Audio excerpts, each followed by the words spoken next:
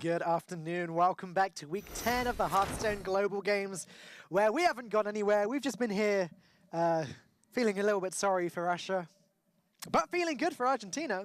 Yeah, feeling good for Argentina, feeling good for New Zealand, and like you say, feeling good for Russia. And it is a big loss to the next phase of the event to got rid of such a big team. But every person's loss is somebody else's gain in this sort of event, and we will get to see more of Argentina and more of New Zealand, who in this event represent the APAC region.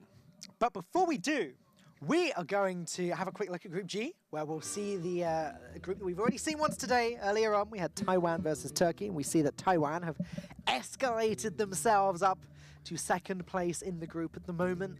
But now it's going to be Poland versus Singapore. Poland being, I guess, home team, sort of. Yeah.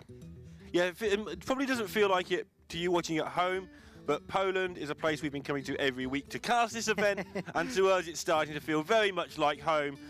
Our home team doesn't exist anymore. Poland are kind of our adopted home team now. Yeah. Well, I've got Italy, but... and Greece and Philippines. Everybody's got an adopted team, apart from Sottle. Shots fired. I mean, it's good. He was so smug after week 3. He really was. You got to take advantage while you can. I mean, I casted the game where they lost to Austria with Sot. Right. And he was pretty disappointed at the time. But yeah, let's take a look at the roster of players that are going to be playing for Poland and Singapore today. We've got I Kill You, MKR, Blackfire Ice, and Tutek versus Sequenox, Crumpled, Aaron, and XNVX. Yeah, that Polish team's actually surprisingly good when you break it down. Singapore, another team that is from the APAC region, another team that is looking to put APAC on the map. They're doing a pretty good job of that today with the Philippines, Taiwan. Yeah. All right. Keep going, New Zealand. Dad. Singapore up next. All right, APAC Dad. APAC Dad. Thanks, Chuck. APAC Daddy. That one. APAC Daddy-O. Wow. But yeah, I Kill You being the big named player, or the big named competitor on Team Poland, the one that everyone will know, everyone should know, competing in all sorts of events, coming from charity, Esports Superstars, HCT, all sorts of things. I can see my house from here. That's right next to where we're staying. See our building, anyway. Singapore, on the other hand, I can't see much of Singapore. I really would like to. Picturesque scenes there and an amazing sunset. Love it. Blackfire Ice, possibly, you could argue he's the biggest name on Team Poland. Right. Because he's a huge streamer. A little bit like Silvername, he's big in that community, and he does bring viewers to tournaments that he competes in. And he's worked with I Kill You in teams for the last 2 or 3 years of events that we've cast all around the internet. So those two, and I interviewed I Kill You at some point, and he was saying that has helped. You know, having previous communications does help you to fit into, of course, the current team words. But let's take a look at this series coming up now. Again, this is the special, unique Hearthstone Global Games format. It's a best out of 5, where each player has 2 decks, representing 8 decks in total, or 8 classes in total, rather. And then one of the players on each team is the ace player, and they have the 9th deck as their ace deck. That only comes into play if we get to the 5th game in the best out of 5. It's going to be best out of 5 blind picks. So Blackfire Ice has got Warlock and Paladin, Sequenox has got Mage and Rogue. They're both going to see which 2 classes their opponents have brought, and then they're going to decide which one they're going to bring to this game. And we've talked about Warlock a lot in previous weeks. We haven't mentioned it much this week, but basically there's 2 strategies for Warlock. You either stick it in the ace match and hope you don't need it, or you put it with Paladin or another strong class and tip your hand a little bit, but you don't tip it too much because the Paladin deck could be absolutely anything. I was speaking to Firebat last week or 2 weeks ago, and he was very much in the camp of thinking that putting it in the ace deck is a bad thing. Right. He prefers putting it with Druid or putting it with Paladin, putting it with a deck that you'll use every time anyway, so that you're not bottlenecked when it comes to the ace match. So that's one of the strategies, as you say. It's one that was that before or after they lost 3-0? It was 2 weeks ago, so it was Oh dear. Oh dear, I'm seeing Firebat later this week as well. Anyway, so we are going to get the Paladin, no surprise there, taking on the Rogue, and, well, we thought maybe earlier we were going to see a Miracle Rogue, but that didn't transpire. But Miracle Rogue in general is a deck we're seeing more and more of on ladder at the moment. It's because this control meta that's trying to escape. It doesn't quite work on ladder still. People still just keep battering it down.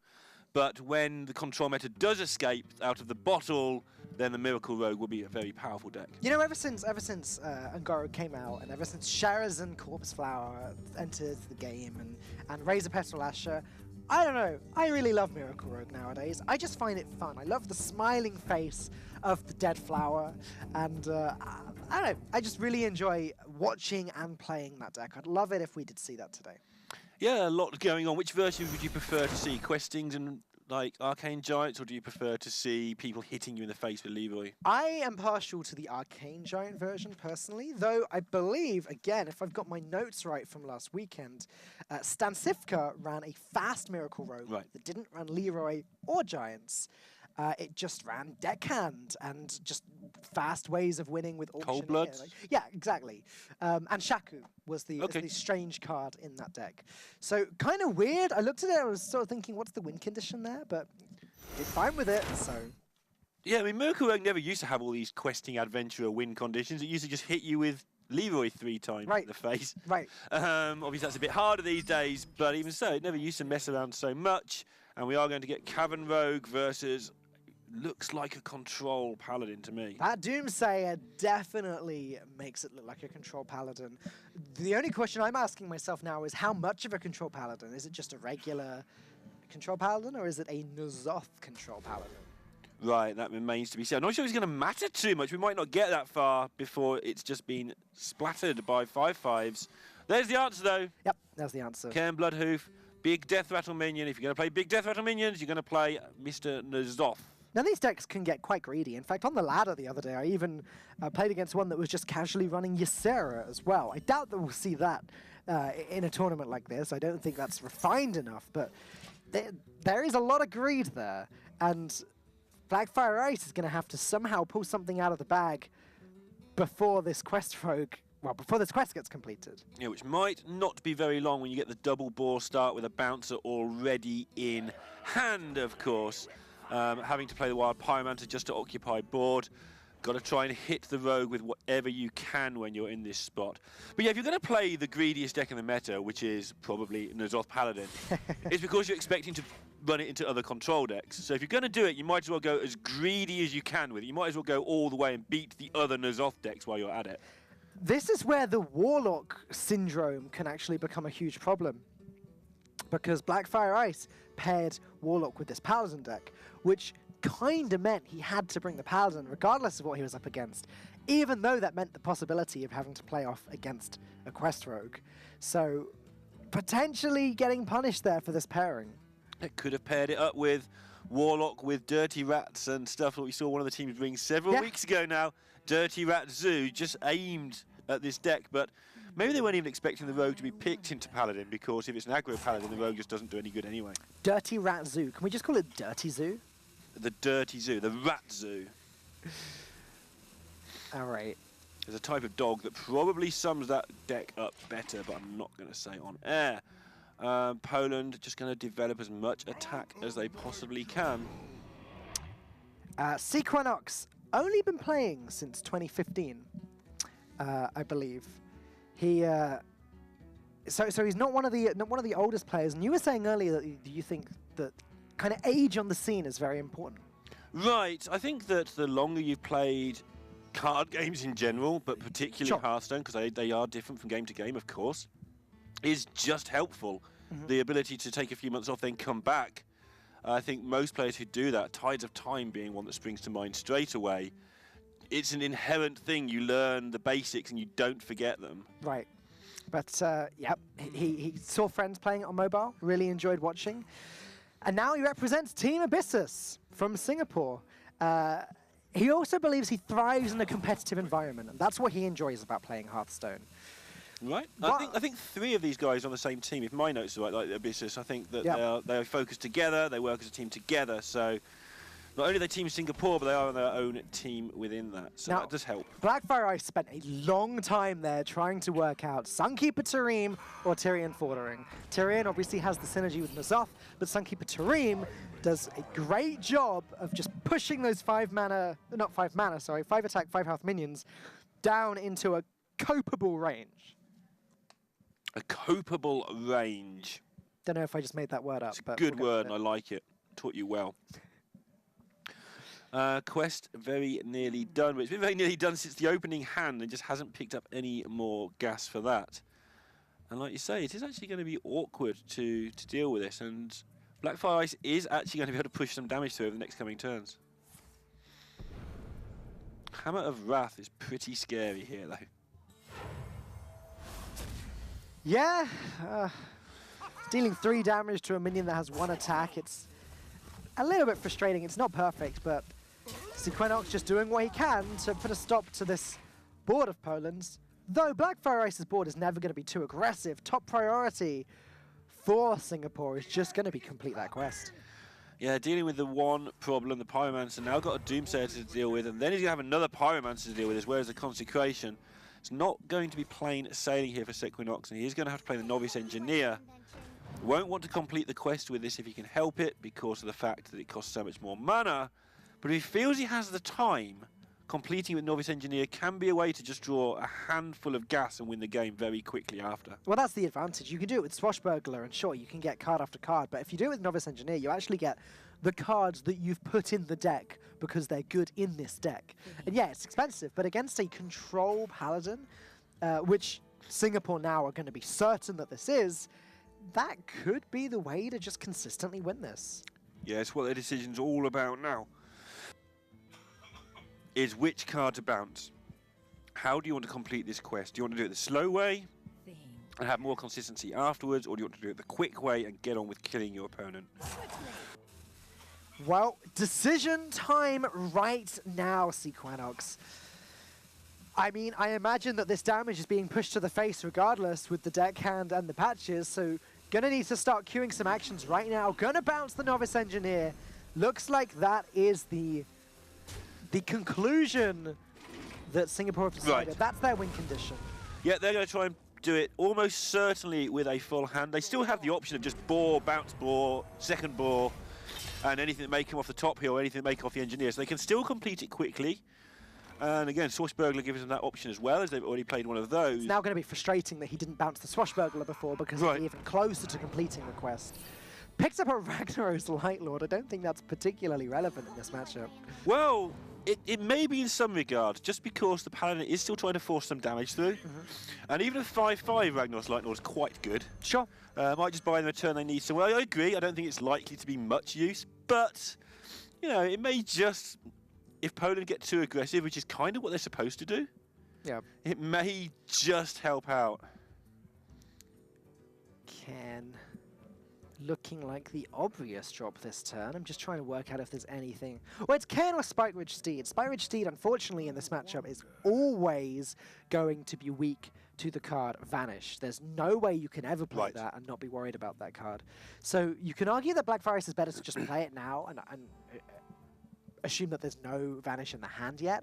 Or he can wait, play Ken, and just play it if he gets desperate later.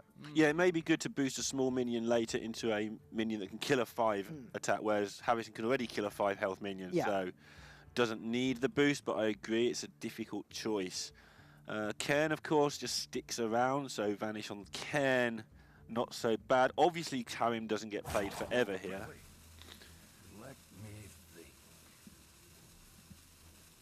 Difficult choices. You fight the natural feeling of wanting to do nothing as well, not wanting to do nothing.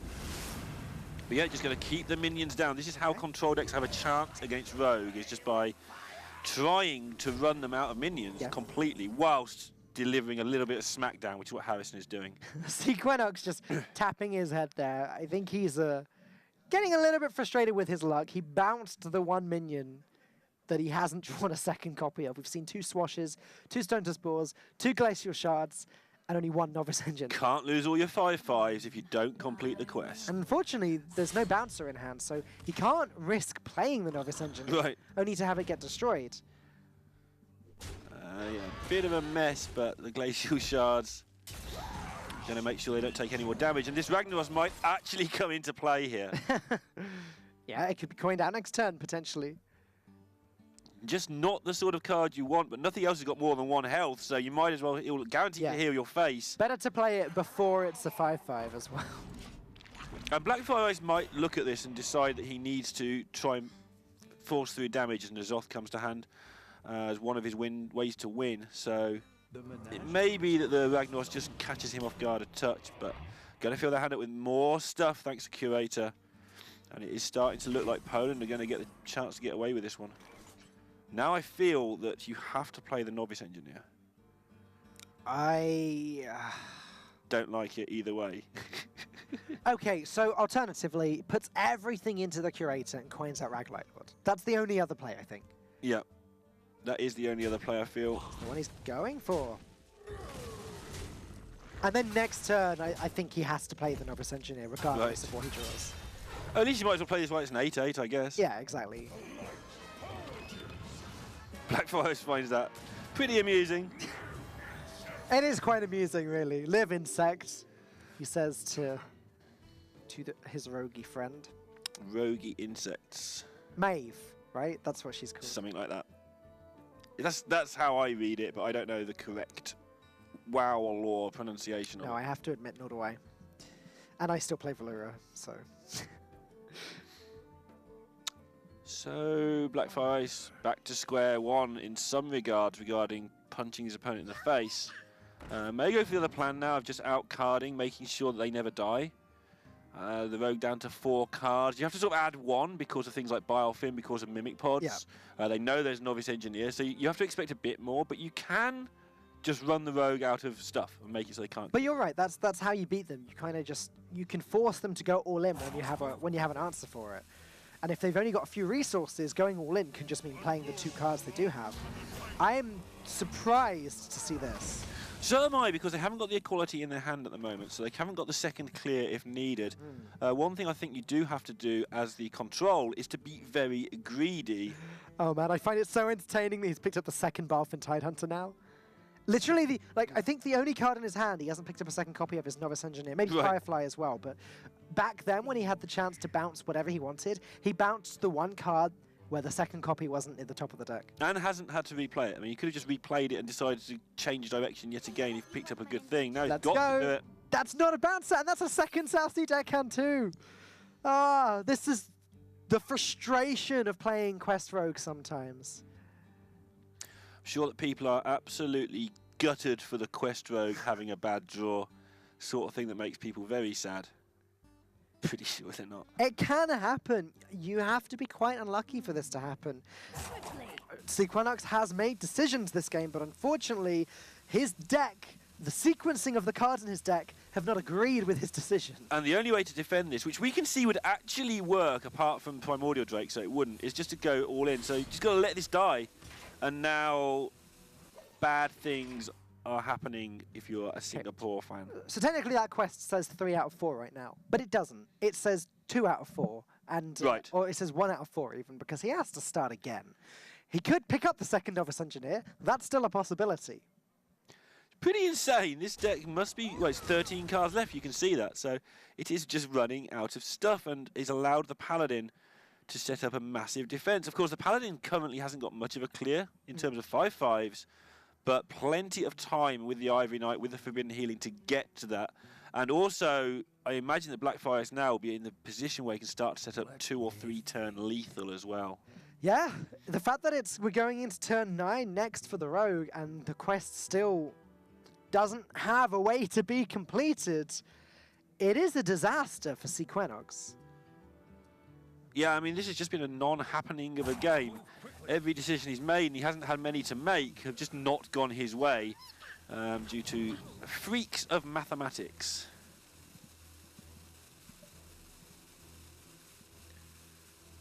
Repentance. Not going to do all that much at the moment, but after the quest gets completed, then that could turn a 5/5 into a 5/1. Yeah, big deal now. 2 turn lethal after this turn, so...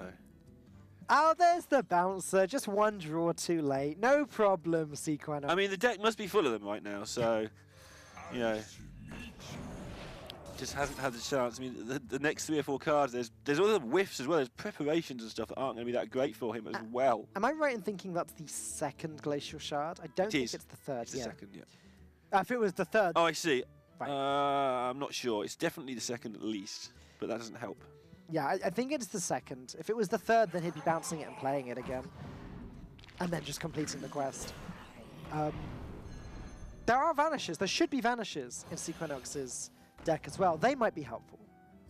Yeah. Especially if he gets one the turn after N'Zoth gets played. I mean, it's not over, but it's not going to be pretty because this Drake is just going to ruin this board. And there's the equality. Does the Drake even come down this turn? Might not even need to. Because now you've got the equality, you kind of want to save it for equality Drake. Yeah, so I agree. let's see, is Kodo a viable alternative? Yep. Trade, yeah. Kodo, you can clear up most of the minions here. You're not desperate at all. You've still got a 5/13 with Taunt that says Death Rat or summon another Taunt. And the bonus is, if this gets vanished, Black Forest doesn't care too much because it means he gets Tarim back in his hand. Just go with the Drake.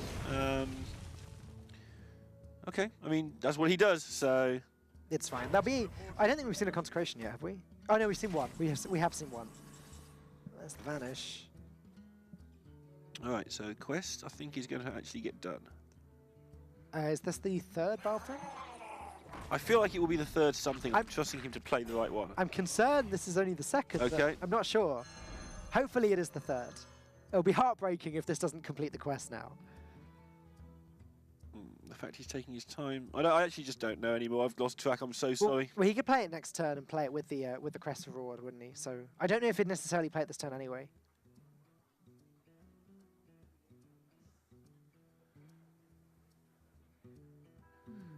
Wow, still got to find a way. 1 point of damage to the face might be in order here as well, by the way. Yeah. But doesn't want to take 2 from a novice engineer. From a novice engineer? Just thinking novice engineer from a noble sacrifice. Right, right. He doesn't want to eat 2 damage. He really doesn't want to take too much damage right now. Gonna do it, not gonna be punished, so... But that swing there is like an extra 5.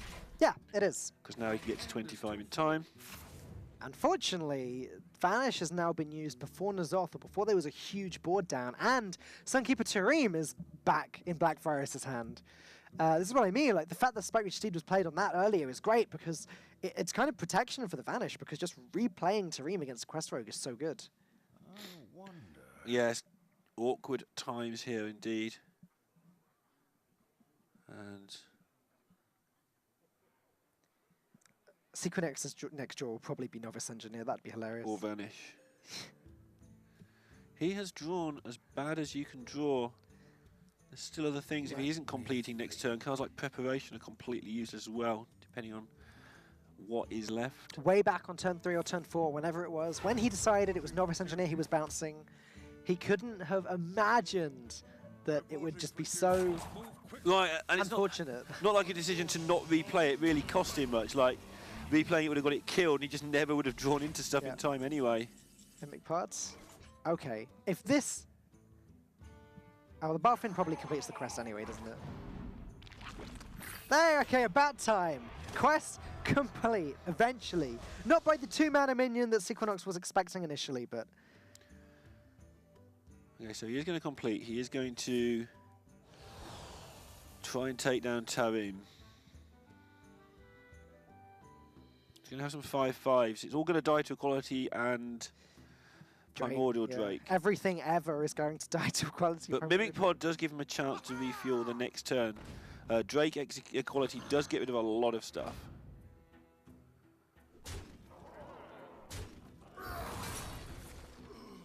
But I think Sequinox knows that there's just too much going on in Black Forest's hand here most of the time.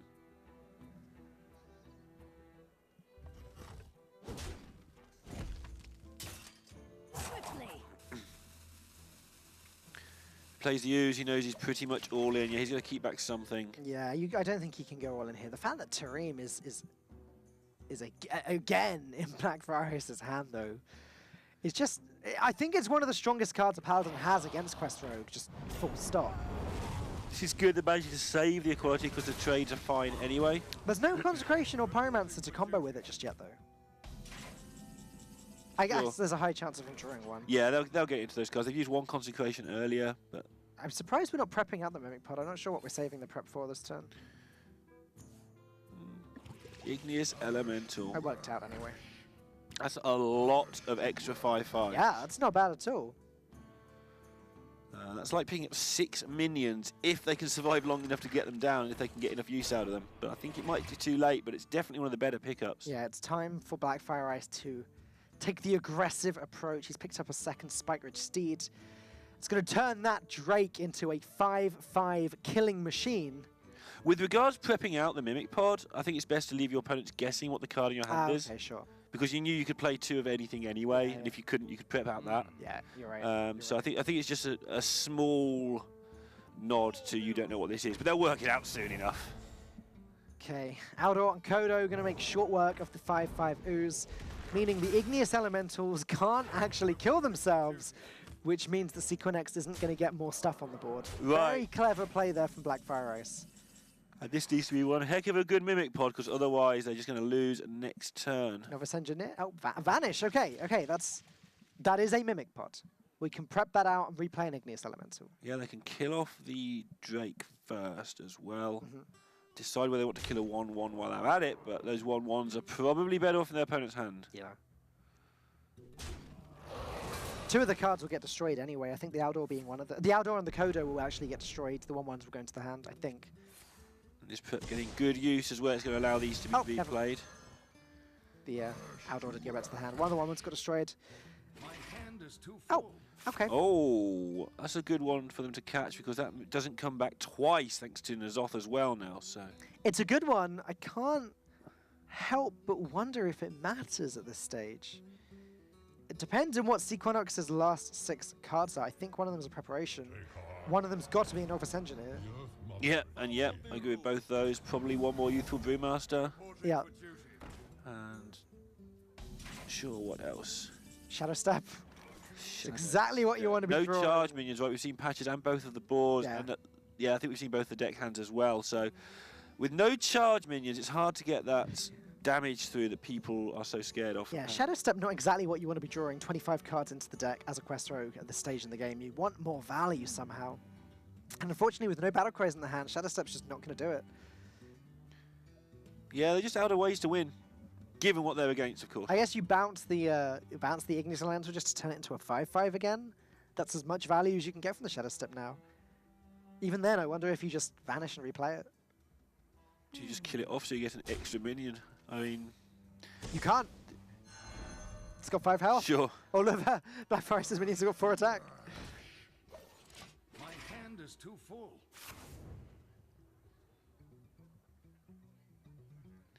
Follow the rules. Here we go again. Just keep following the rules, Igneous Elemental. You keep breaking the rules. It's a bit of a naughty elemental, that one. But yeah, we are getting on towards this inevitable conclusion that's been coming for several turns now. Yeah, it looks pretty inevitable. I'm trying to work out if there's any way that Singapore can take this back. They've certainly generated a lot of value here. Poland just need to pick up something to combo with their quality, or they can just use Spike Ridge Steed. They've seen both vanishes now, or all of the vanishes. Yeah. So this is the attack. I think most of that 7 that's gone face has just come from the dagger. I think it has, yeah. Definitely large chunk. And Igneous Elementals with 1 attack. Okay. There really is a lot of value on Sequenix's board. It's just too little, too late. Yeah, in Poland, we should be able between them to construct the exact hand. If we can do it, the exact content of the deck. If we can do it, then they can do it. Yep. And I imagine now that just putting up Spike Ridge Steed is enough. Sorry, yep, or Tarim. I don't mind Tarim too much either. You play that and then trade with the 2 of the minions that aren't Igneous Elementals. You can then pop up Doomsayer as well, just to make sure that Singapore don't have a board at the end of the next turn. And there's a bit of a danger, I guess, still from the Igneous Elementals making a bunch more elemental stuff, but... Yeah, but if you clear this board, then there's only 4 more, and then at some point you'll draw the second Consecration or the second Pyromancer. I think we've only seen 1 Pyromancer. Gonna go with the Steed anyway, and actually just batter the face. 1 off lethal. Yeah, why not? Makes sense. Don't see how they get out of this. But I've not seen it for some time now. Hence the slightly moodless nature of the commentary. These are some great 3-mana 5/5s, though. 3-mana 5/5, Death Rattle, put 2 1-mana 5/5s in your hand. Great. I'd play that card in every deck. Sounds like the Hunter quest. Go ahead, make my day. Right, Singapore finally give that one up. And Poland, I kill you, definitely pretty... Blackfire Ice, sorry, definitely very excited about that. With a 1-0 lead, winner goes through. Loser does not, yet again today. What a game, and I've got to say the conclusion, not what I expected when we first went into that. I think it all comes down to the fact that Sequenix's quest just didn't quite get the pieces together. He was just one off so many times. One draw too late for about 3 turns in a row. So much went wrong. Yeah, it just drew just like an awful game of Old Maid where you're just drawing the same card backwards and forwards. You just don't want. Constantly. Just a whole bunch of garbage. Next game, though, is going to be Paladin on the other side for Aaron versus I Kill You on the Mage. Mages and Paladins becoming pretty much the constant force of this tournament. And no reason to say otherwise in this one. Yeah. Mage, we've pretty much decided that it's the Discover Mage is the way to go. Though we did see one Secret Mage earlier. I believe it lost. So I've still got no reason to believe that Discover Mage isn't the way to go. Paladin, I really did enjoy watching that Control Paladin do its thing. I'd like to see a game where N'Zoth actually becomes influential and wins a game. You like strange things. I know, I just find it exciting. I think it's very different.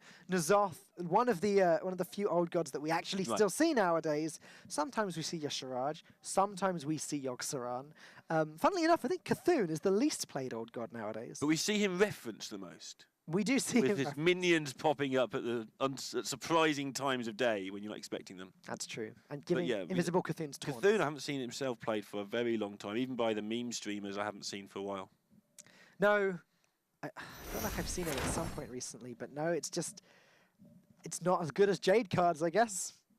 I guess that's a good point. That's the thing. Going to play a long, drawn-out game, right? we'll win with a Jade. Like the Cthulhu gets bigger over time as you play minions. Jade Golems get bigger over time as you play minions. But Jade Golems also get bigger and summon themselves each turn. Cthulhu doesn't summon himself each turn. So. And the Cthulhu minions are basically the definition of vanilla minions plus the Cthulhu thing. They're all exactly the vanilla stats. But so that makes a lot of sense. Enough about Cthulhu. It's all about N'Zoth today, apparently, though I would like to see Yogg-Saron at some point. I wouldn't mind seeing some big Druid later, too. That's a possibility. Who would have thought last year that a caster would be calling to see Yogg-Saron? Well, they didn't hire me. Okay, I kill you. It is looking like it is going to be a secret mage, though. Very likely to be. Yeah, Sorcerer's Apprentice does give that impression. We have seen this card in Discover Mage sometimes. Again, there's some hybrid builds where the line is getting very thin between Secret Mage and Discover Mage. This could end up being a Discover Mage with Sorcerer's Apprentice and Counterspell in it even. On the other side, though, Control Paladin once again. Forbidden Healing, and looks like Control Paladin has worked its way into Hearthstone Global Games as much as it's permeated into all of the other formats as well. I must admit, I'm a little bit surprised, can't deny it. I thought that Paladin in this format was better off played as mid-range or slightly aggressively. But we'll see. It's got its work to do here, though, with a Pyros in the opening hand here from the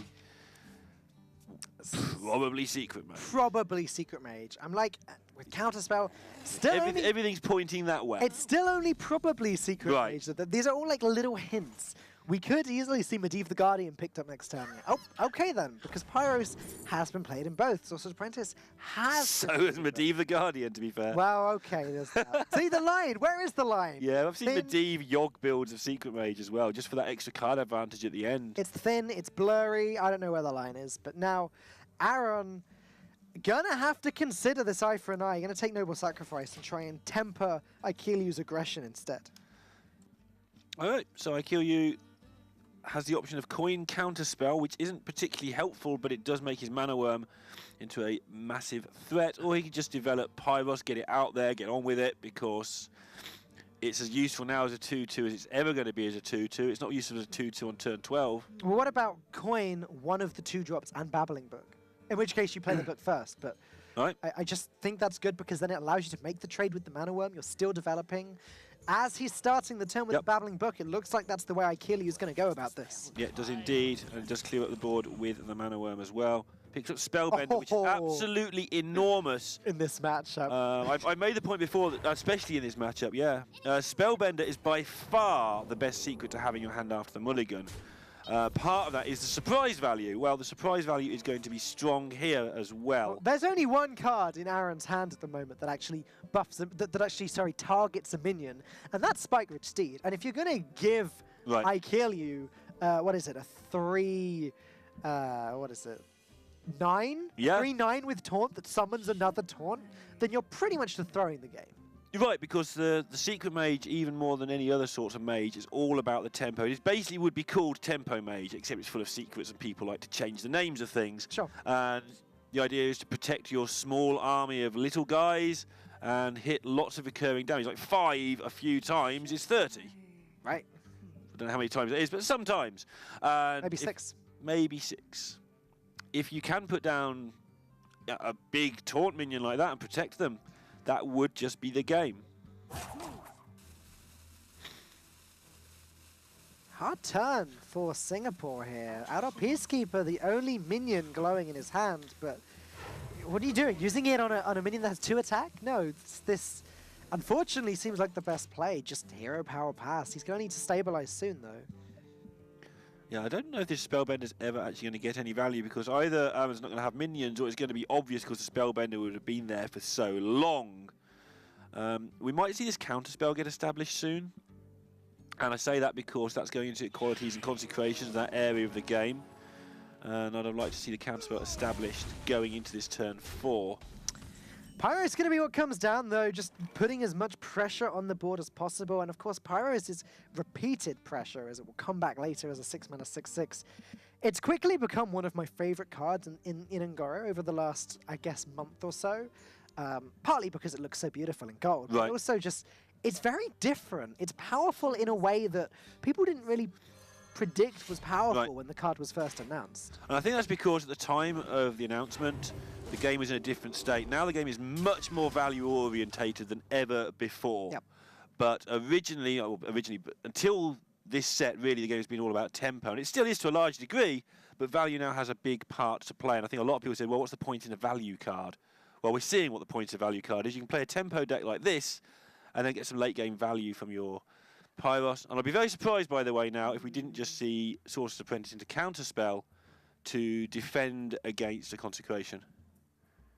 Yeah, you're absolutely right. That makes a lot of sense. That shows the strength of the Sorcerer's Apprentice. I don't know if we've pointed out yet, there's a mirror entity in Aikili's hands, so now I'm certain it's Secret Mage. Right, okay.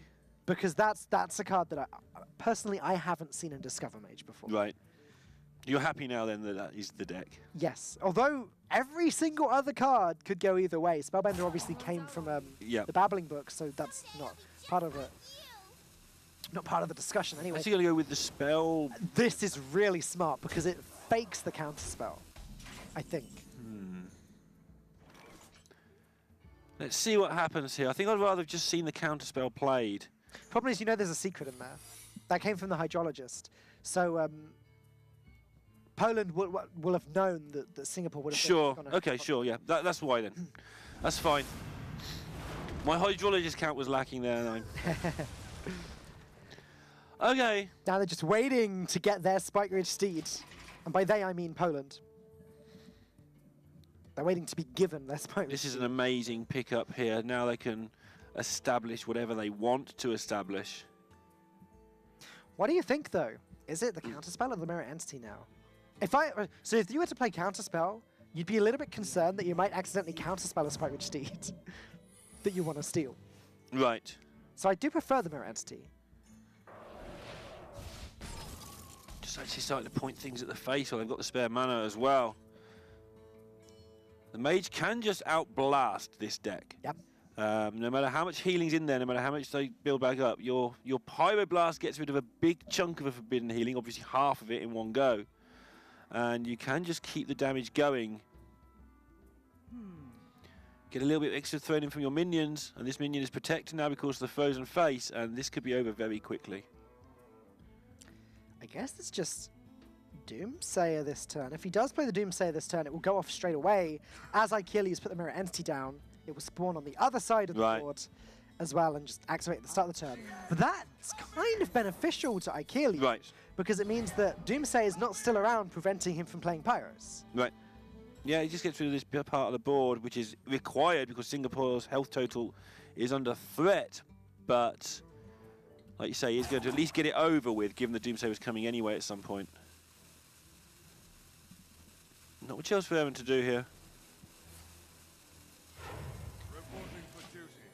So now, as I say before, I think that it's just a fairly straightforward Pyro's going to come down this turn. Yep. If not for the Mirror Entity, Doomsayer would still be there, and he'd have to just play Arcane Intellect, which would have been a much weaker turn. Oh. So, this is an Azoth Paladin then, I guess. Looks that way, although it's a decent defensive card in this day and age anyway, but does look that way. We might see the Eldor take care of Pyrus, really good way to deal with it, but they'll probably save it for the 10-10 variant, if they possibly can. They will have soon worked out this is a Spellbender as well.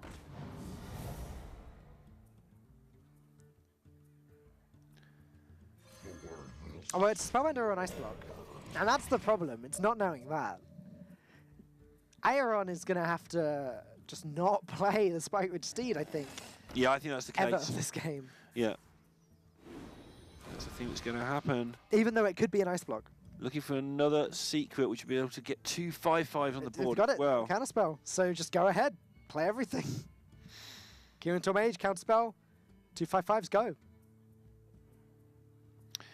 yeah, Counterspell's a good one as well, obviously, because then they can't lose their board too easily. That's what they're going to do.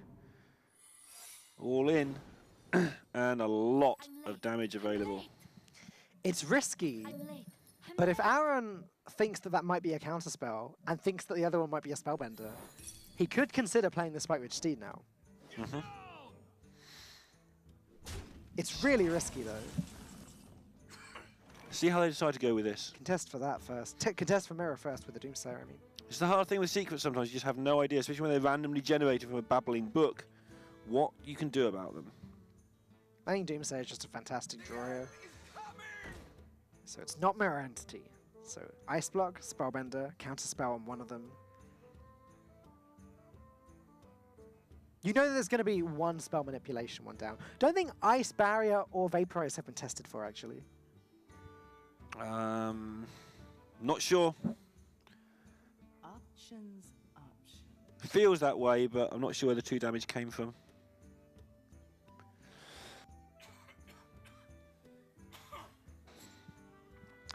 Right. Okay. Testing with the Forbidden Healing. Now, if that targeted a minion, then it would have also procced the Right. Spellbender. But if it wasn't a counterspell, he wanted it to go off. Yeah, yeah. And heal him for 12. Very, very complicated. Yeah, it's a very hard turn. He's going to not play the Spikewood Steed, though. He's onto it. And doing enough to... Well, he can't defend the Doomsayer, but he can make sure that nothing goes face, so...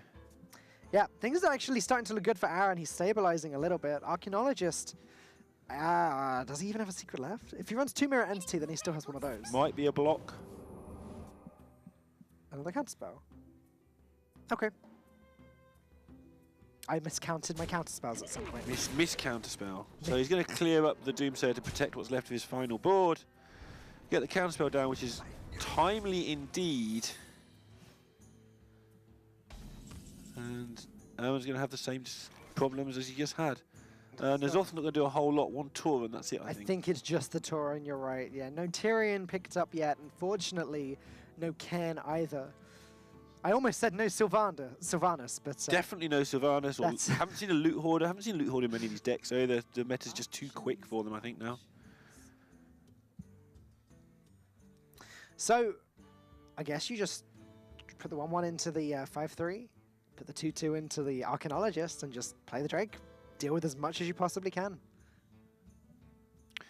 Yeah, the problem with that, maybe... I mean, you want to play equality. That's what you want to do. either now or with your Drake. So you can start by playing Spike Rich Steed. Ah, but if it's not a counterspell and it is Right. Spellbender, then it's a disaster. Oh. Just playing a complete guessing game. Well, it's not a guessing game. You've got to work out what you've seen, what you think their build will be. And it's not a guessing game as such. Oh no! The Spike Rich Steed going to come down as... No! Oh dear. No! Oops. Oh, look at Achilles' face right now. Wow. I'm surprised. I thought they had that. Maybe they just felt they had to. If he did it the other way around, if he played the Spike Ridge Steed first, it would have summoned the minion, but it would have then gotten counterspelled. Then Equality would have done its job. Well, that's the game.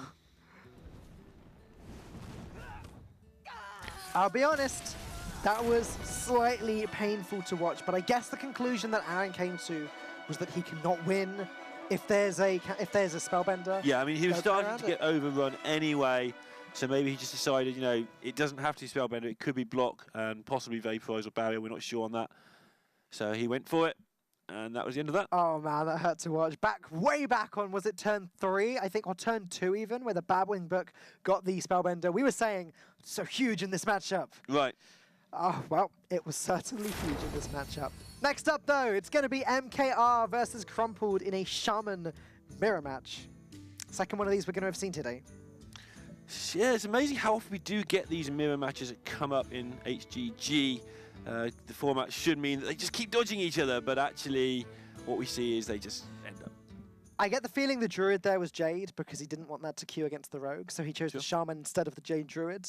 And then on the other side of things, that guy was afraid of the aggressive Druid, or afraid of the aggressive Shaman, so went with the Shaman deck himself. That's my thinking of why they've picked the decks that they've picked. And you're just assuming they're going to be token versus token again, because that's what I'm assuming. Well, there's plenty of Shamans to choose from. I am expecting that, yeah. There are plenty of Shamans to choose from. There's Token, there's the Jade Spirit Echoes, there's N'Zoth. Yeah, and N'Zoth definitely trying to sneak its way into the meta, because we need more N'Zoth matchups. I just want more Old Gods. The Old Gods were very cool. They're maybe a little bit out of date now. That's what they're called, old. Yeah, they got a year to catch up on, but I like me some Old Gods. Yeah, the Old Gods were definitely fun things, but it's interesting to see how they go. Right, well, here's the players once again. Both of these teams, unfortunately, playing completely on their own. We can see the reflection of MKR's screen there in a mirror. Or is that? Oh no, that's another person entirely. I have no idea what you're talking about. There was a reflection behind MKR. You could see a Hearthstone screen. You could see someone going through the deck collection. I'll show you when the game starts. I don't understand. You're with me. You're with me, right? Twitch chat, right? Sure, they're with you. I haven't got a clue, but okay. Where was the reflection? Just by him, just behind his head. You could see like the back of a chair and a screen, and it had a deck. Okay. Wow. Okay, so I feel bad now because I didn't notice any of that going on. What deck was he playing? I don't know. He was in the collection. Okay. Like, I guess it must have been a different person. I don't know. Anyways, Shaman versus Shaman. Which Shaman do you think is favored? The one that goes first. The one that Doesn't goes always work out that way, but I think the one that goes first has got the edge because they're the ones who've got the first chance to play their Flame Tongue. In the mirror match earlier, that wasn't the case, but that's because the guy that went first didn't have a one-drop. Right. Though MKR, not going to have that problem, as he's got... Now the Shaman logo is blocking it. There's a screen right there. Right, anyway. So MKR does have... I'm not crazy! The Firefly into Flame Tongue. I'm just going to ignore my co-cast and talk about Hearthstone while he starts hallucinating various things. You can see a Hearthstone card there. That UFO. Oh dear.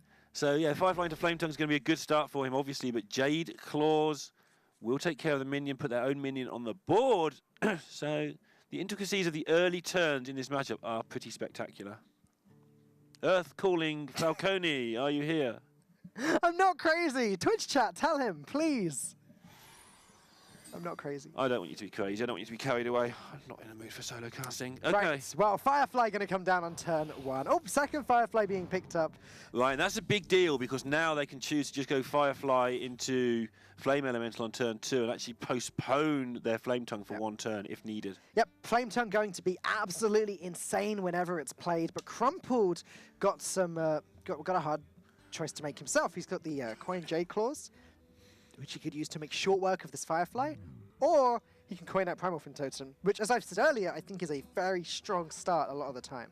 Yeah, this cut and thrust is weird. You play your Primal Fin, you lose it to the Flame Tongue, but then you kill the Flame Tongue with your Jade Claws the next turn because the 1/1 will survive. And so a lot of early cut and thrust, and going to be interested to see who's in front on board when the dust settles here. Well, that was the cut, but MKR going to come forward with the thrust of the Flame Tongue Totem. Make short work of that Primal Fin Totem. And is this why you said that you think the player that goes first wins? Because of this exact scenario? Yeah, they just have the chance to play the first Flame Tongue, basically. They did have the chance there, by the way, to trade into the 1/1 and just play 2 more minions and then have a crazy Flame Tongue turn the next turn. Something that they didn't investigate further, presumably because it was wrong, but yeah. And now Singapore are able to deal with this and everything pretty much stabilizes. But again, Poland will be the first ones to put things back onto the stabilized board. And Crumpled is going to be overloaded. Yeah, NKR also has Doppelgangster in hand. If he can just pick up the Evolve, then he'd be in a great position come turn 6. Doppelgangster Evolve actually ends up being a stronger play than just Aya. I don't think we've seen Doppelgangster into Evolve happen at all yet today. We haven't, We've seen a lot of Evolve Shaman, but we haven't actually seen the key combo, and that's because Evolve is actually good even without the Doppelgangster. Like, yeah. One of the mistakes people made when they first started playing this deck a lot is just holding onto the Evolve no matter what, waiting for the Doppelgangster. That's not always right. Sometimes you need to just buff up your board a little bit. Yeah, I mean, doing it on turn 3, turn 4 with a board full of 1/2 minions, turning them into a board full of 2/3 minions. Yeah, you're playing it like a Mark of the Lotus with upside, basically, a lot of the time. Yeah. As long as you don't get a Doomsayer, though. As long as you don't get a Doomsayer. I haven't had the pleasure yet, but I will. It's like 1 in 70 chance. Now, MKR is able to just drop Mana Totem, though it would die. Or he can drop some fiery elementals there. Firefly and 2 flame elementals is an option. Going to actually drop the second Flame Tongue Totem instead. That uses it up. Unfortunately, it means it's going to get destroyed this turn, but it does allow his first Flame Tongue to make a good trade here. It does. Exposes his second one when they've both gone. He's going to have to make sure that the Doppelgangster gets some work done. Not an easy turn, though, at all. Does make me wonder if spamming the board earlier may have been the way forward with 1/2s. But still an okay position. Just because of the overloaded nature of Crumpled here. Yeah, Crumpled should only be able to deal with one of these Flame Tongue Totems, but the Maelstrom Portal actually going to allow him to completely flip the board on its head one more time, trade away everything, put him in a stable position, and next turn he can Jade Lightning, and he's already on 2/2 Jade Golems, which doesn't sound like much, but in this matchup, being ahead on the Jade Golems like that can help out significantly, especially with Aya in hand, ready to go on turn 6. Yeah, if you're getting a bonus 2/2 every time you kill something or do something, it's definitely a huge advantage. And just the fact he's going to be able to deal with his Mana Tide as he gets the extra Jade Lightning as well should put him in a good spot here. Yeah, I just think Jade Lightning is such a straightforward way of playing this turn. You can Jade Lightning this turn, you can Bloodsail Corsair and Jade Lightning next turn, and then you can play Aya, and your Jade Golems are huge. And they've got to assess their hand as probably better than their opponent. So if you both want to put a Mana Tide Totem down, and you're both drawing extra cards, if your opponent's hand is worse than your hand, you're giving them like a bonus, basically. You're giving them a chance to catch up. They've got to think their hand is good here, and so they're going to do this. Nothing else made any sense.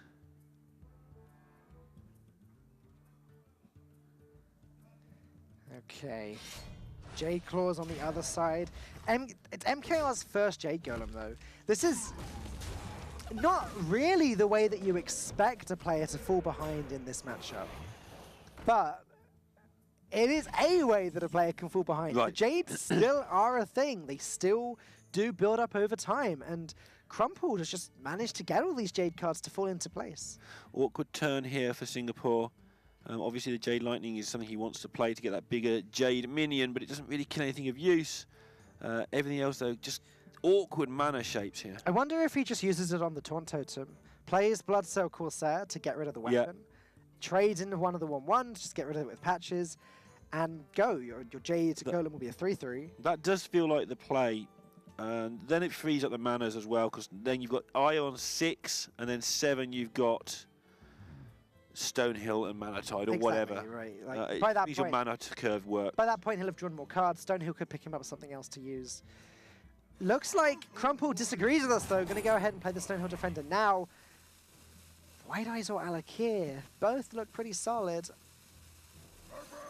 Yeah, Alakir is a little bit of a comeback card as well as a win condition. He still has both of his Flame Tongues in his deck, so something I think he's hoping to win the game with rather than just clear up.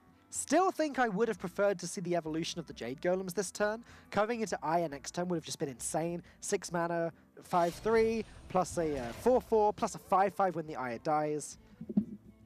He's still going to get a good Aya next turn, and maybe he can find more use out of the Jade Lightning than we've seen. MKR just starting to build a Bloodlusty style board.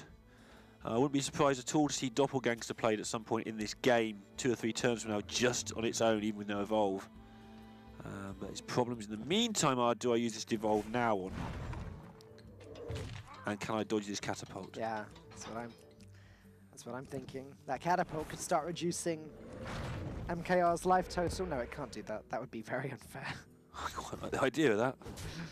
Interactive board states. Right, doing fairly sensible, obvious things, keeping his board bigger than his opponents, especially with his Bloodlust in hand. That is a Sea Giant 2017. Now, I don't know where this came from, but I did play against an Evolved Shaman that ran Sea Giant yesterday on the ladder. I assumed at the time it was just a one-off thing, because I haven't seen it anywhere else.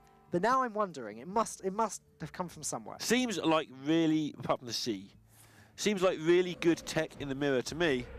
If you're going to put a whole wide board, it's not a bad card to have in your deck. If your opponent's going to put a wide board, you get a 0 mana 8/8 quite often. Devolve going to make short work of Aya there. Turn it into Stampeding Kodo. Goes from a 5/3 to a 3/5. And this board, yet again, MKR is finding a way to present difficult boards, despite the fact he's been behind for some times in terms of value in his hand. I imagine Sea Giant's just going to come out next turn. Depends how much of this board gets cleared up. Just the Wisp and the Crackling Razor Maw. So, yeah, Sea Giant can be played with the Mana Tide Totem next turn if Crumpled wants to. How would that work out? 5, 6, 7, 8, and 15. It'd be 3 short of lethal. So they've got to be a bit careful here, because Bloodlust is definitely an ongoing threat. Firefly synergizes very well with Sea Giant as well. Not a synergy that I've seen before, but play both of the minions, your Sea Giant gets reduced by 2. Seems good. Seems good. 8/8s are pretty good in this matchup for 4 mana. But is Jade Lightning necessary on the thing from below? You can actually Jade Lightning the thing from below, then summon Sea Giant, and then trade in the Kodo. Oh, MKR taking selfies again. We've seen him doing this in the Hearthstone Global Games before. Just taking selfies while in the tournament. Oh, wow. Look at the Sea Giant. You thought your thing from below was good. Well, have a load of this. Okay.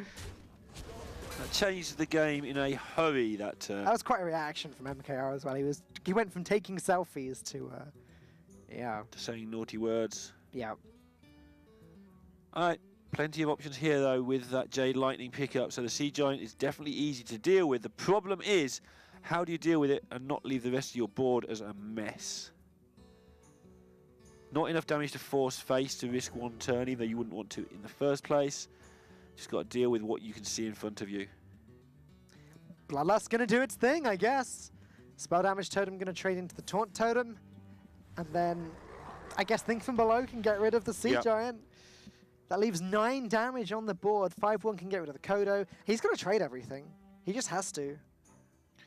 Yeah, there'll be much left over on either side after this trade, but this is where Alakir could become pretty key.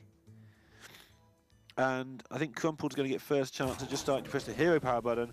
MKR is still just picking up 1 evolve away from basically winning the game. I was going to say, he just needs that evolve so badly. Yeah, making the obvious trades now, I think. 8-5 into 8-8, 5-1 into Kodo, 4-1 into Mana Tide Totem.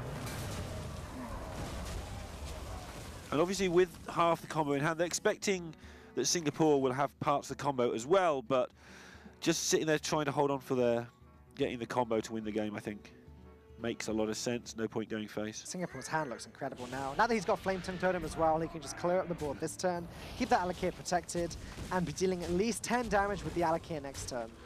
Yeah, no easy way to get rid of it. MKR's not enjoying this one bit. Second Jade Lightning.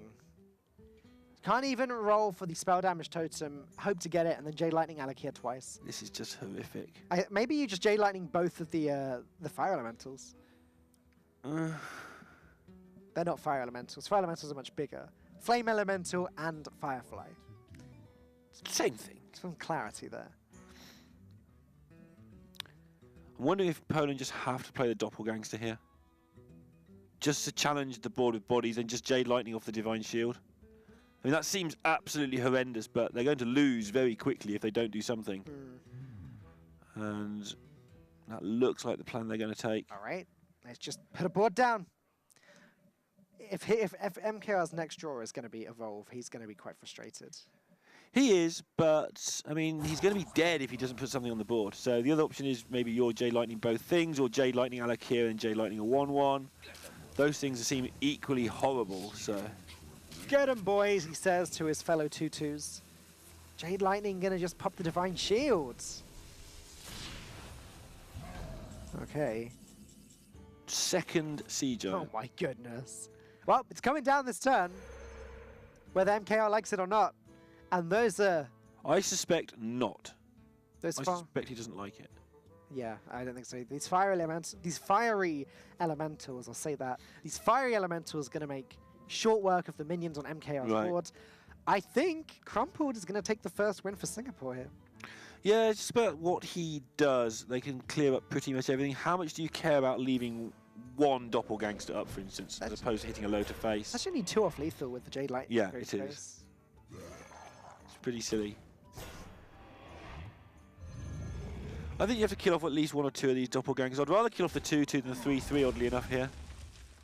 I think they're the cards that actually might beat you. Kill off both then. Just trade into both with the Alakir. And I think now you hit for 10 or 5 for face. I don't think you need to kill them both. Evolving 1, what's the 1/6 drop that's going to kill you? Don't know. Well, Singer, a Crumpled, not willing to take that risk. Yeah, I mean, sure, however you see it, Crumpled. 2-1. Yeah, you've already... Right, okay. I don't think there's any possible card MKR could use to come back, unless he randomly drew Deathwing this turn. Like, that would work. There's just nothing else that would have taken him this game. Deathwing would indeed have worked. Meaning, yeah, Crumpled going to take the first game for Singapore. Don't forget, both of these teams are 2 wins, 2 losses in Group G. The winning team will go through to the next stage of the Hearthstone Global Games, which starts next week and goes on for 3 weeks. 3 weeks, round robin reset, so any teams that just squeak through get a complete fresh slate to work with. And, talking about you, Philippines. And one of these teams is looking pretty squeaky. Yeah, one of these teams is going to go out, one of these teams is going to go through. They're going to have 3 wins, though. They're going to have gone through in style. I think the definition of teams that have just squeaked through today is actually Argentina. Sure. Because they weren't even present. Sure. I mean, that was a result that they would have been delighted about. In fairness, they did win 3 matches as well. So they will have felt within their rights to go through. Any team that wins 3 that doesn't go through, which was Russia, are going to feel very aggrieved at how it worked out for them. Yep. Just because it's sad to lose on tiebreakers. But you've got to break ties somehow. Everyone knew the rules before it started, how it was going to work. And it just didn't work out for Russia today. As we're just going to Talkstone because of this hand. Yeah, he's able to develop 10 damage to the face here or trade away the 4-4. I don't think it matters either way. I like going face, though. It's a little bit safer in case there's a random volcano. Sure, just take another Alakir. Why not? Why not indeed? Now it sets up lethal for next turn, even after a Deathwing.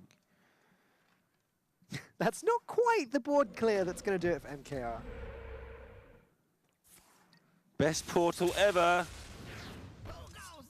No, you got a nerfed card. Not the sort of portal you're looking for. Who goes there? Not even a 3-2 anymore. MKR Your time is up. Come in, number MKR. Your time is up. Your 30 minutes on the boat has expired. Please do not sink it.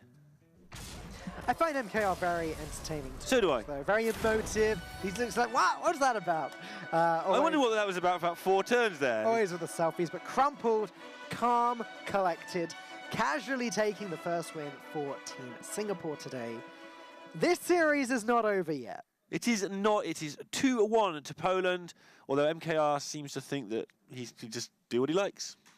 Which he can, as long as he's still in the game. Yeah, he can. Like, why not take selfies while playing Hearthstone? I do it. I do it while casting. You just can't see it on camera because it's on the game. He does. 2-1, very important game that we're being frivolous about here, and we're going to see what's coming up next. We're going to have Singapore on the Warrior, and we're going to have Tutek from Poland on the Druid. Now, I've got to say, these are two teams that I don't know too much about, but Tutek is a player that I believe has only recently started taking competitive Hearthstone seriously. Right. He's been playing for a long time, but he's only about 3 or 4 months ago, maybe a little bit longer now actually, started competing in actual Blizzard events, trying to gather the HCT points, etc. Yeah, and Envy missed out, talking of HCT points, by 1 point on the top 64 last time around. Came third in the Malaysian Major, so somebody we haven't heard much about, but he is a guy that's definitely getting it done slowly but surely, or has a chance of breaking through at least. He got into Hearthstone a long time ago through watching Kriparian's stream. There we go. Apparently. Krip responsible for many things in this game. That's the second player today that he's been responsible for. Yeah, there you go. If you're on the losing side of this game then, if you're in Team Poland and you lose this, just blame Krip. Well, that's the answer to everything anyway, isn't it? Just blame Krip. All right, next up, it's going to be Quest Warrior versus Token Druid. This Token Druid has Tar Creepers in it. Token Druid has Tar Creepers. They pretty much all do now, right? Yeah. I think it's fairly standard. What, all Token Druids or all decks? Okay, sure, yeah. I was going with all Token Druids, but yes, all decks do also seem to have it in right now. It's become a very popular card for various reasons. Fire Plume's Heart. Not sure if you're going to keep that or not, but you don't know what sort of Druid you're against.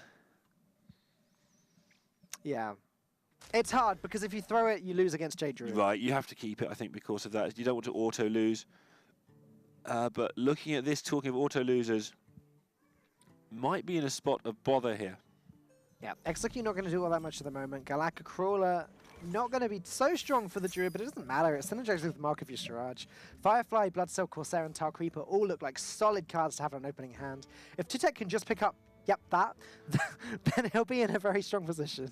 Yeah, now it's just all about management of resources. What's the best way to get these down before the Warrior starts to stabilize? And using the coin as early as possible, getting 3 minions down as of next turn with the Mark of the Lotus seems fantastic. This gives the opponent a chance to play their War Axe before you play your Corsair, of course. And then you just ignore the fact they didn't play it. You play your Corsair, you buff everything up, and you hit your opponent for a whopping amount of damage. Meanwhile, Envy just armored up. He did indeed. So that's 2 damage sorted. And now 2 damage on each minion. Gonna be slamming him in the face. That's 8 damage in total. Uh-oh. Uh-oh, indeed. Could be a quick game. There's the War Axe, so that's not the worst time to draw it, but the Tar Creeper is going to do the thing that we've been talking about, which is defend your smaller guys whilst the War Axe is trying to hack through it. Yeah. So Stonehill Defender is therefore tempting, but the Mark of Yusharaj will get through that instead. It's and wow. It's actually Singapore that could have done with the Tar Creeper there just to defend himself a little bit. He just grabbed Bloodhoof Brave from the Discover of the Stonehill Defender just to catch you up there. Okay, so he is going to play that Tar Creeper from the bits we can see on the monitors in front of us. Tar Creeper looks like he played, looks like he's slowing down a little bit as well to help us get back into mode, and we are back. Yeah, we're back from Poland's perspective anyway. Singapore just picked up the Ali Armorsmith there. Oh, we're back on us. Okay. I guess we'll radio it for a second because we can still see the games going on in front of us. Bloodhoof Brave comes down for Singapore. Okay, all right, that's good. You can see now. Probably more entertaining for you guys at home to watch it this way. Okay, we're back as we were, and it is Poland's go, and they've got a 2-6 to get through. They've got a big wide board, they've got a swipe, they've got a markup, Ishraj, they've got an innovate, they could power all of that stuff if they wanted to, but they would be all in against the Brawl, and we can see the Brawl is in the hand of Singapore, and that might result in a big accident. To catch you up on what you missed, the Druid hit the Quest Warrior in the face a lot, and now we're here. I think you only missed one turn as well, so that's good.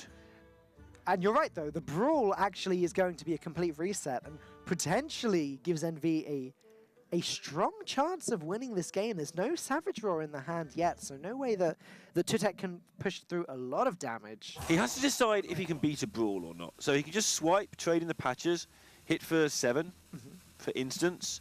Well, that swipe damage would like to go face. If he thinks he can beat Brawl, he should be very slow moving here. If he thinks he can't beat Brawl, he should just go all in anyway and hope it's not there. I'd be interested to see what assessment he has reached of that situation. Okay, well, this looks like a little bit of both to me. Or do you think this is him saying he can't beat Brawl? Let's see how much stuff ends up out there. If the Galaka Crawler survives the Brawl, that's actually very, very good for Tutek, though. I think he's given himself stronger cards to win. Like, stronger Crawler's chance. got the mark on as well now, so... Yeah. All right. So none of these are great, none of these are terrible, but Yeah, he'd they're not obviously bad. like the Crawler to win. Okay, second best, I think. Well, no, maybe not. It's the one with the least attack. Yeah, that's probably the worst result. Tutek needs to start picking up some of his cards on the higher end of the curve. He needs to pick up Bittertide Hydra. He needs to pick up Living Mana right now because Singapore are just going to claw this back. Ali Armorsmith, such a strong card to play in this position. Yeah, Ali Armorsmith, just so huge, getting down to 16 health and then start clawing it back. Do you really need to do that, Singapore? I mean, they're going to be scared of Savage Roar, so they feel they do. Guess it clears everything up and you still get to armor up, why not? Yeah, I guess why not? Like, you still have Brawl for if they play Living Mana. What are you holding on to Sleep with the Fishes for? Ideally, next turn, NV can just play Ali Armorsmith. Oh, there's the Savage Roar as well. Oh dear, it looked so strong at the start for Tutek. It is so hard to get through this recursive stuff from Warrior, but without the Brawl there, I think they would have managed it this time around. But Ali Armorsmith is going to put paid to everything here. I don't think you need to play the Curator, honestly. I know it means you got your Primordial Drake for Living Mana, so that makes sense, I guess. Yeah, though you already had the Brawl for that, but you can never have too many answers for Living Mana. Vicious Fledgling, too little, too late here. It's not turn 1. There is an Innovate, but it's not turn 1. So I think, Neil, it looks like we're going to go to our ace match for the first time today. Does look like the ace match is going to happen, which means that the player designated for the ace match, which is I Kill You for Poland, it is Sequinox for Singapore. Yep. They have to add a deck. Well, the final class gets added to the ones they didn't play earlier. So it's Hunter for I Kill You, I believe, and Warlock for Sequinox. Yeah, they're the extra classes added, which means there we go. the fact that Singapore put their Warlock in the ace match means they, they're at a disadvantage because they've got Warlock hiding in the ace match. You know, just for a moment, I was starting to wonder if we called it a little bit too soon. I looked at the board and like, well, the Druid still has a lot of health, but then the concede happened, so we were spot on. That game was well and truly over. Right. And yep, so what I was saying though, the Warlock now, the player with the Warlock is indeed Sequinox. He's going to basically only have 1.5 classes to choose from. Right. If he's lucky enough that his Warlock tech matches up, then he's going to be fine. If his Warlock tech doesn't match up, then he doesn't get to use the half. He ends up having to use the other class. Let's see what they go with. Okay, well, it's not going to be the Warlock. So it's going to be the Mage, which is no surprise, Mage being one of the strongest classes in Hearthstone at the moment, one of the most represented classes, but so is Warrior. And we've seen a lot of Taunt Warrior today. We have seen a lot of Taunt Warrior today. And some elemental things.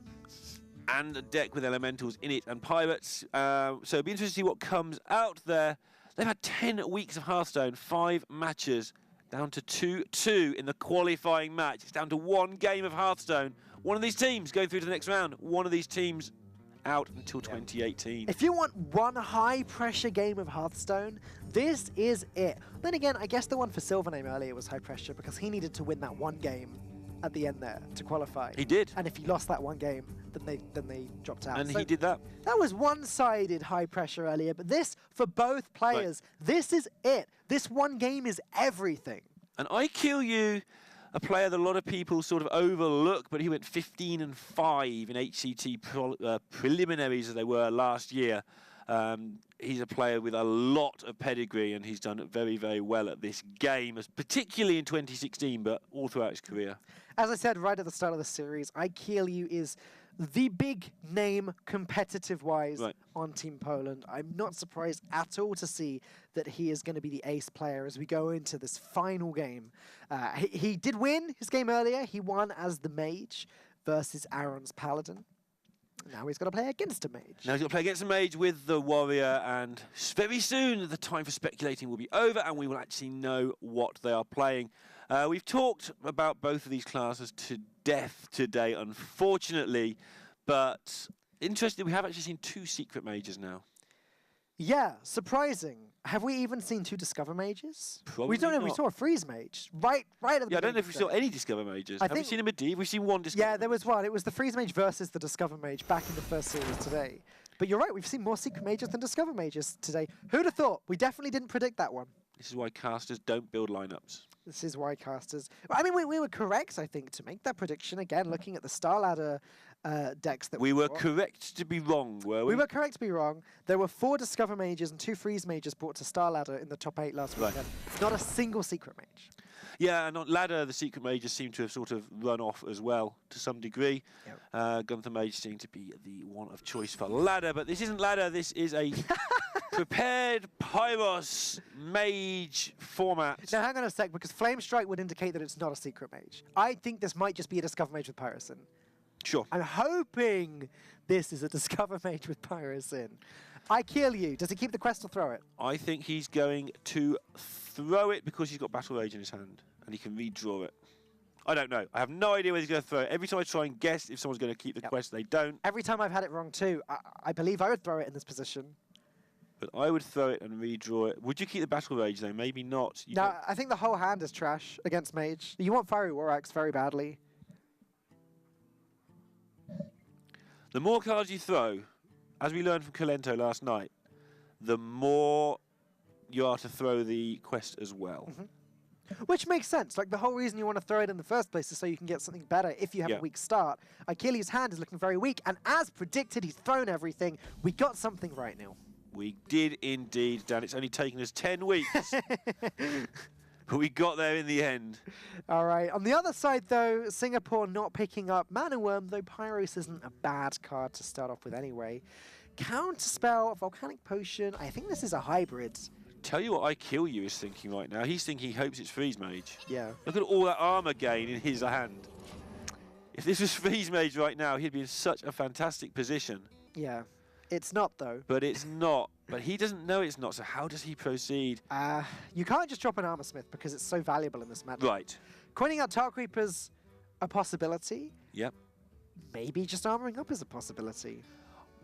Yeah, armoring up and then playing Tar Creeper on 3 seems reasonable. The armor up basically counters the Arcanologist for 1 turn anyway. And then when the Tar Creeper comes down, you've countered it again, so that makes sense to me. It also gives your opponent some time to reveal themselves. What actually are you, Mage? Because right now you're just Mage to me, but once you're revealed, I'll have a better idea of how to try to run you out of resources. Another option would have been Tar Creeper, and then play the Armor Smith following turn, I guess, but I think that was probably quite a lot too greedy. Sequenox, though, on the other side, going to take advantage of this empty board, drop Pyros, that's 4 damage represented already. Counterspell later can put a stop to anything like an Execute or a Brawl. And don't get me wrong here, the strategy against other mages isn't entirely different to that against Freeze Mage. It's just you get less crazy about the armor. You spend a little bit more time trying to remove everything, and you know, if you can get the armor, that's a nice bonus. You're still trying to get rid of everything. Yep. The reason that you can get rid of the quest is that you can just run them out of things to do. The reason you would like to keep the quest in an ideal world and have all your cards as well is because when you complete the quest, it helps you run them out of things to do. Sequenox picking up the Meteor there over Ice Block and over Polymorph. Meteor is going to be able to deal with any minion that Aikelu has, and I guess it has the additional benefit of dealing 3 damage to the minions on either side. Quite often it will deal with those as well. Alexstrasza picked up from Sequenox. I am getting more and more convinced each turn that this is a Discover Mage. Even though the Counterspell and the Pyros would try and mislead us. I think that makes a lot of sense. The Alexstrasza in particular seems to point that way. So Fireball, I guess, is an option, although he may not feel comfortable wasting that damage. He could Fireball the Bloodhoof Brave, trade into the Tar Creeper. Oh, looks like he is going to do that. Maybe just without the trading part. He's got Alexstrasza in the hand, right. but there's no benefit to actually dealing face damage here. And this is the reason why you can run the Mage out of resources. That is a Fireball gone. Yep. Doesn't matter too much because Alexstrasza will later on do a whole chunk of damage in one turn. But this is, you can see now how it's unfolding, how you can start to run them out of things to do. Again, a 2-7 challenging this board just beautifully, especially after Fireball's just gone. Medivh's Valet, Singapore. Sequenox does have secrets in hand, so that Medivh's Valet will be ready to go when he is, but at the moment, he can just happily clear the board. He's going to be dealing 4 damage to the face. Again, not that this is relevant at all. I imagine there's going to be an aggressive Alexstrasza a little bit later. Ravaging Ghoul and Slam are cards.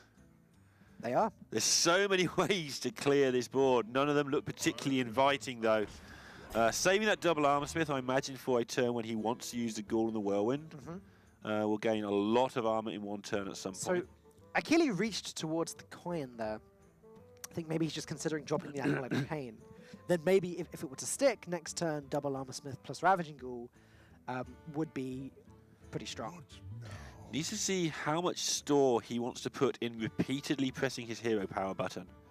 2 armor a turn for 10 turns is 20 armor. That's how numbers work. Yep. That's a lot. Doesn't seem like much each individual time, but if you set your stall out now to do it, this game is not going to end anytime soon.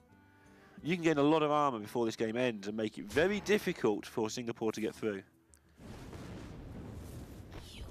Chipping away at the armor is actually face damage that does matter, though. I said earlier that the face damage is irrelevant. Getting rid of the armor actually is relevant. Obviously, Alexstrasza does not get rid of the armor. Achille finally picking up a Fiery War Axe. So Slam Fiery War Axe is a way of getting rid of the Crystal Weaver? Is that card? No, that's the secret one. I don't know what this card's called. All right. I don't. But I didn't pretend to. Apologies. I was going to call it the 5-5. The 5-5, yeah. Very clever. Caster speak for no idea what it does. I know what it does. What does it do? It turns into a 7-7 if there's a frozen card on your opponent's side of the board. All right. I just don't know what it's called. Frost Grower. Ah, Cryomancer. Yeah, I've never gotten that right. But I got its effect right. Like. Thanks, production. Saved again. Or humiliated, one or the other, I'm not sure which. All right, IQ, setting up a chance to draw several cards now. Doesn't need that much going on, but does need a little bit.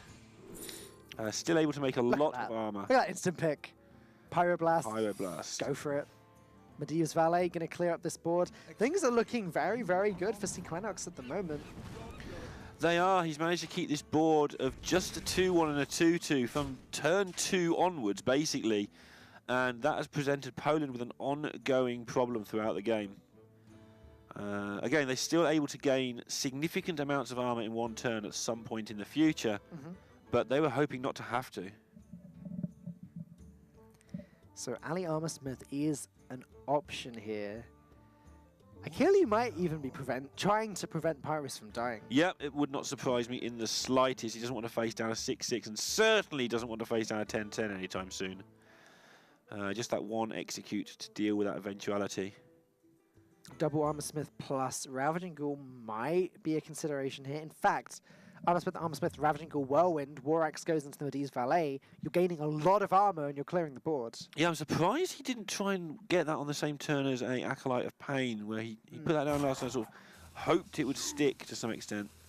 But they do have Battle Rages in this deck, so there are ways to draw more cards, so maybe it's not quite as essential as in some Warrior builds.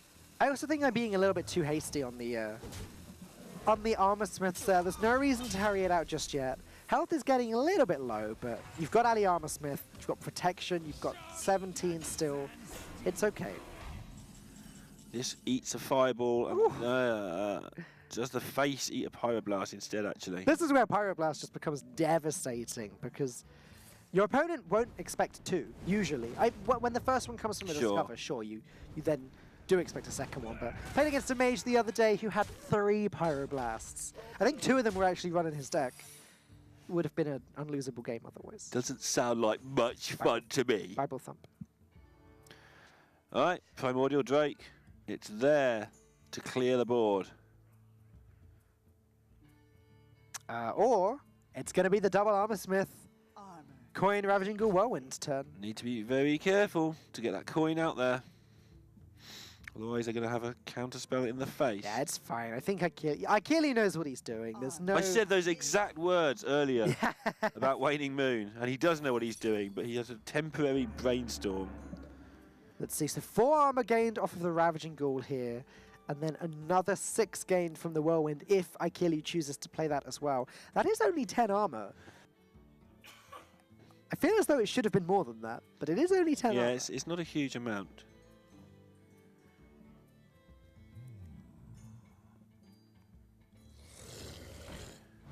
Okay.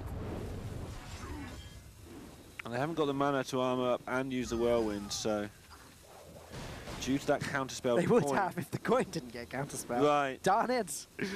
But it's still enough to do good things for them. Yeah. Gets them out of double pyro range, that's important. There's another 6 armor.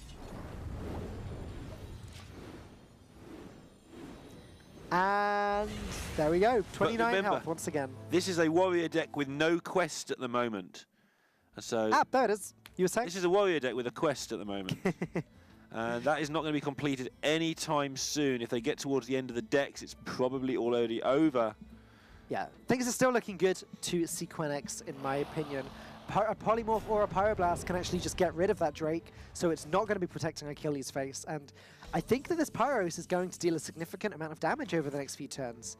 Well, this and the 10-10 copy, I mean. Yeah, it's the 10-10 that's going to be the issue, that they're trying desperately, our Poland, to keep back this execute. They may end up having to use it. Important they ping this point away. That gets it out of fireworks range. And looking very good for Singapore. Okay, so Achilles could swing his War Axe into Pyros and then play Sleep with the Fishes. The problem is then he'll have no way of proccing the execute on the 10-10 Pyros. So no matter which way he does this, it's uncomfortable. Yeah. It's uncomfortable, all right. There's going to be a 10-10 minion, 2 things that do you for 10, and a minion that puts you down to 15, or puts you up to 15 in this case. Sequenox looking a lot more comfortable right now than Achilles, I think. Achilles is looking quite stressed here. Yeah, it looked quite good for a little while, but absolutely horrific now for him. He's trying to work out how he can ever win this game if he executes now. He just can't. Can he win the game if he uses the Sleep with the Fishes now? Can he eat 18 over the next 2 turns to double axe this? These are all the questions going through his mind, and all of them sound insane, but he's got to answer it. He's got to find the least insane of those situations. Well, the quest goes down. And he decides, you know what, that all sounded insane. I'm not going to have anything to do with any of it. I'm going to wait a turn. Oh, and things just get worse for Achilles, who has no method of mass removal. Medivh is gonna do some work. Medivh is going to get a job. He's going to stop guardianing things and start killing things. Seems reasonable to me. I think he's just going to invite more people to a party. We saw what happened last time. Again, so kind of you to join me. Again. Yeah. He's going to summon some Yogg-Sarongs and Azoths and other big minions from You're going to get to Pyroblast. see your old gods after all, I think, Dan. Just not in the way that I was anticipating. Poland, of course, out of armor smiths. Only have 1 ally armor smith remaining. Out of everything, really. So Pyros showing its value here. They know that they can't deal with a 10-10. yeah, Achilles actually does have an extra way of proccing the execute now, so he can get rid of Medivh if he wants to, but then how does he get rid of the 10-mana minion that comes from Pyroblast, or the 8-mana minion that comes from the other Pyroblast? This must be gutting for Poland. They've come so close, got to 2-0 ahead. and it's just not looking like it's going to work out for them.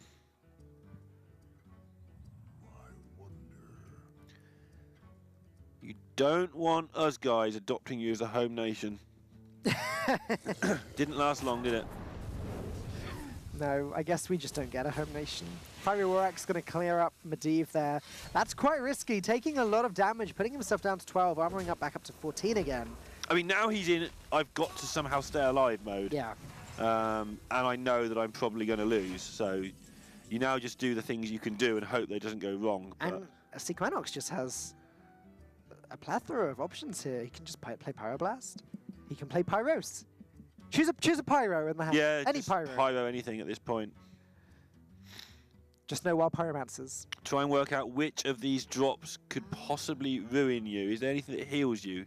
Well, we know that's on 6 mana, or 5 mana, but what could just go wrong? What could heal the opponent? Gonna go for the 8 mana Pyroblast instead of the 10 mana one. That's interesting. Rag Lightlord not gonna heal his opponent, but gonna heal someone. Yeah, just in case. And Aikeliu looks as though he's just about had enough today. Yeah, going 2-0 up like that, absolutely devastating. Singapore are going to go through, and this group is going to be basically rounded out. We will find out tomorrow night if, on Thursday night, if Mexico are going to win the group or not. But Singapore, 3-2 victory, and they're going to be into phase 2. Yeah, it's going to be Singapore, Taiwan, and Mexico, I believe, as the top 3 groups qualifying to stage 2 of the Hearthstone Global Games, as we see a big smile from Sequanox there. He's done it. So, APAC. All right. Talk to me about APAC today. Okay, APAC, Dad. Every single match has gone to APAC so far today. I guess we should just kneel before... that wasn't even intentional. We should just kneel before your greatness. Kneel before the greatness of APAC. They're doing really, really well, and I'm glad to see it. I think it's about time that they got the recognition they deserve. I said at the start of this tournament that I think the APAC teams will get stronger as it goes on because they're the ones with the most to gain from rubbing shoulders with the best in the world. And I think it's shown. I think a lot of the APAC teams did start off weak, and they have come through, and they're finding themselves into phase 2, where it's going to get tough for them. I do agree with you. As far as it goes for us over here in Europe, it's all about the EU and the NA scene. But you're right, there are a lot of incredibly talented players in the APAC region, and they're really proving themselves today as we see the result of this very tight series of Hearthstone. Yeah, again, the weakness of the APAC region isn't the strength in skill, it's the fact they don't get a chance to just tighten up their play if they don't necessarily get punished as much as they should when they make mistakes.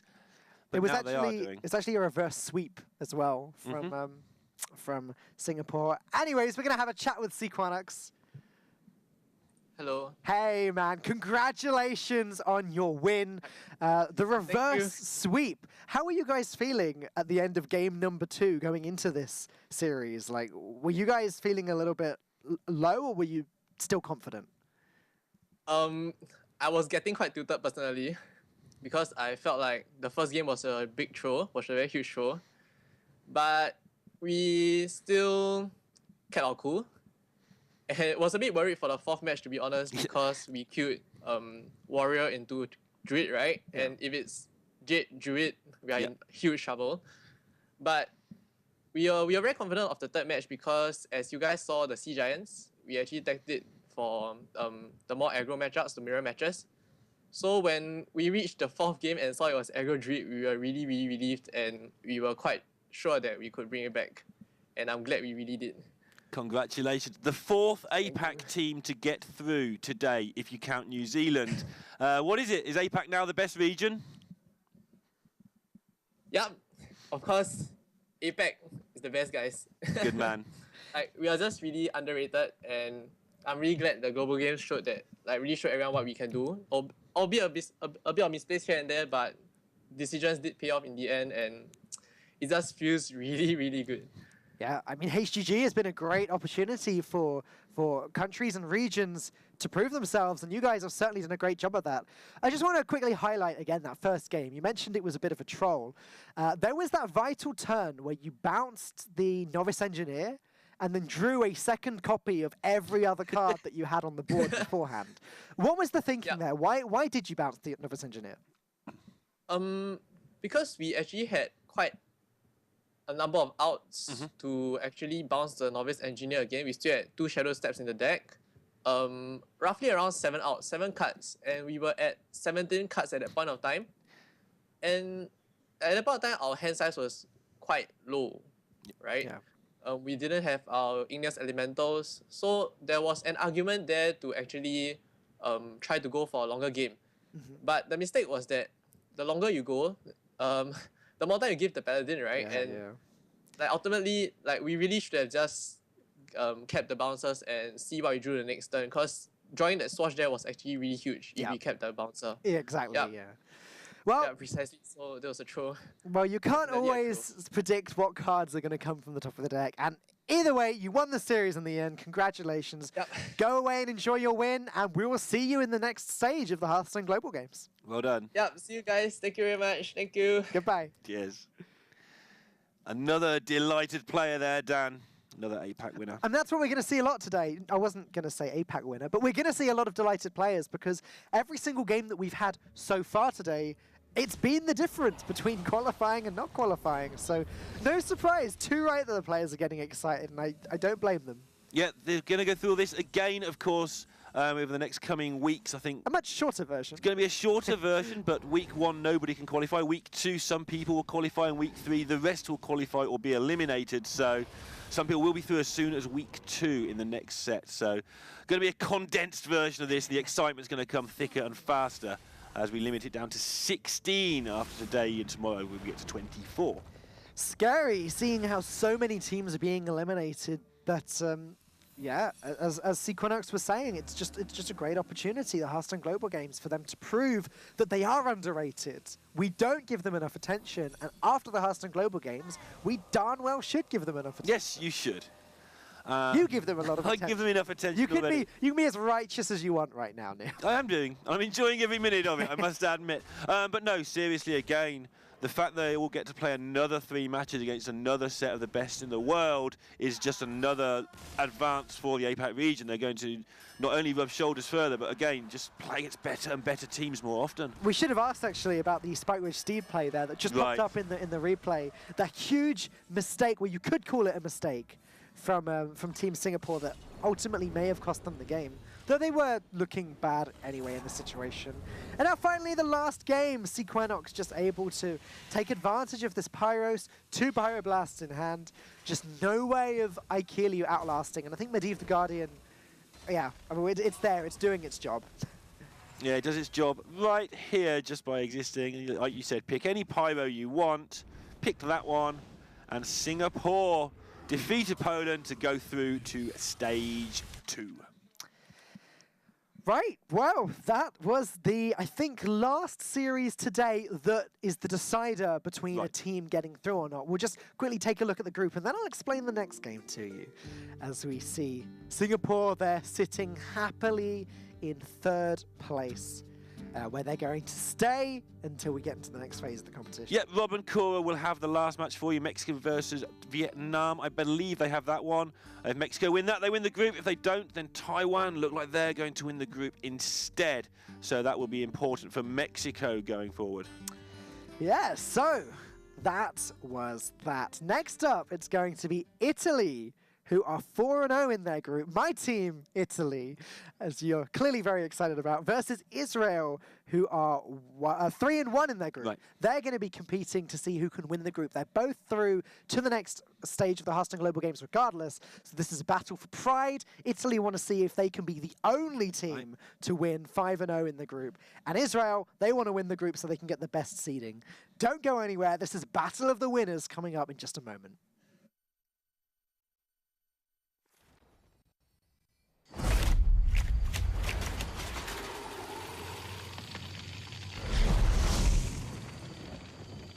We're almost there.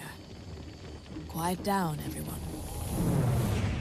This is not like any of our previous expeditions. This will be far more ambitious. We're stepping into a land of primordial wonder.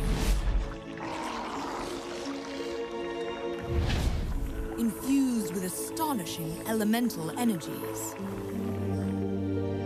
The plant life here holds very unusual properties. So don't touch anything.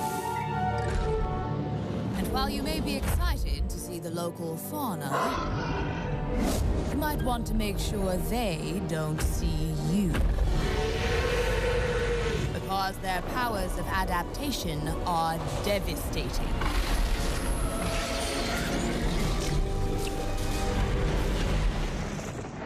Make no mistake, we will be tested at every turn. But if we stay on our guard, we might just survive. Now then, are you ready? Then let's journey into Ongoro Crater.